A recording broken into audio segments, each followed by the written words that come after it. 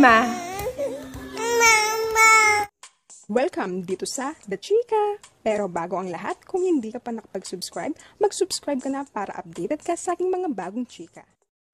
Bunso ni Pauline Luna at Vic Soto na si Baby Mochi nakakapagsalita na.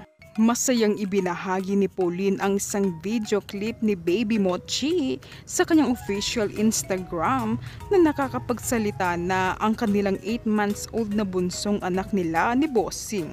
Mama, oh my heart, she already said it twice before I started recording. That's why she was already complaining. Wow, I love you so much, Tia girl.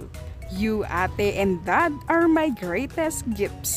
Tia at 8 months. Yan ang naging caption ni Pauline Luna sa naturang video na napakasaya niya na tinawag na siyang mama ni Baby Mochi. Mama ang unang salita na lumabas sa bibig ni Mochi. Sigurado sa susunod naman ay dada ang sasabihin ni Baby Mochi. Ayon kay Pauline Luna, 2 beses na sinabi ni Mochi ang mama. Ang cute-cute ng pagkakasabi ni Mochi, nag-uumpisa na siyang magsalita. Sa susunod lalo pa siyang magiging madaldal na baby. Kinagigiliwan si Mochi ng mga netizens dahil sa cuteness nito na sobrang nakakagigil. Again, say Mama.